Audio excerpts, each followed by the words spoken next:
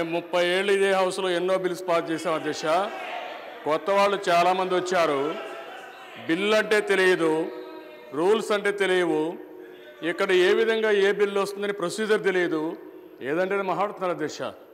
అందుకనే ఒకటి గుర్తుపెట్టుకోవాలి, బిల్ అనేది శాశ్వతంగా ఉండేది, దీనికి అధికారాలు ఉంటాయి.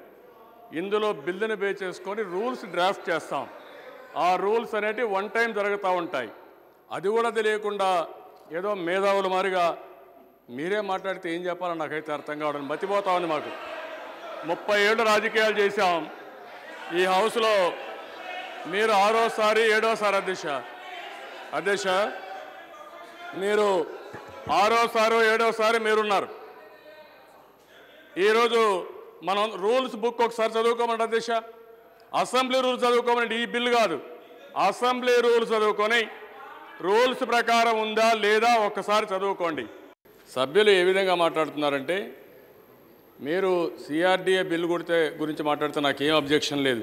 నా పెళ్ళి గురించి, పుట్టు పూర్వోత్తరాల గురించి అన్నీ మాట్లాడుతున్నారు.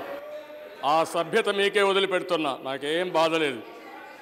నా బాధ అంతా అధ్యక్ష, ఒక ముఖ్యమైన విషయం, రాజధాని విషయం. ఈరోజు బిల్లు వచ్చింది, మీరు జీర్ణించుకోలేకపోతున్నారు. మీరు దోనకొండ కావాలనుకున్నారు. నేను అవసరమైతే నేను ముఖ్యమంత్రిగా ఉండి మా ఊరు తీసుకోవడానికి అవకాశం ఉంది. న్యాయం చేయాలి, రాష్ట్రం మధ్యలో ఉండాలి, 10 మందికి ఉపయోగపడాలి, భావి తరాలు ఆనందంగా ఉండాలి, దీనికి సంపద సృష్టించాలి. నేను ఆ రోజు చెప్పాను, ఈరోజు చెప్తున్నా. ఇంకా కూడా డోన్ ఎమ్మెల్యే గారికి పాపం ఏమాత్రం కూడా చావు తెచ్చినట్లేదు, ఆశపోయినట్లేదు. ఏదైతే అనుకుంటున్నారో ఇడుపులపాయకి తీసుకుపోవాలనుకుంటున్నారు. ఇడుపులపాయ కాకపోతే దోనకొండ తీసుకుపోవాలనుకుంటున్నారు.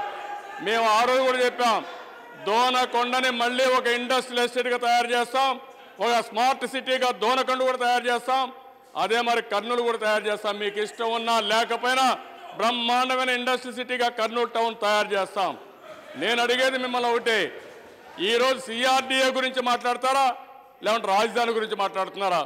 మీరు కన్ఫ్యూజన్లో ఉన్నారు. పాపం టోటల్గా కన్ఫ్యూజన్లో ఉన్నారు, అర్థం కాని పరిస్థితిలో ఉన్నారు. ముందు అది తేల్చుకొని మళ్ళీ రాజధాని సిఆర్డీఏ విషయం మాట్లాడండి, మేమందరం అభినందిస్తాం.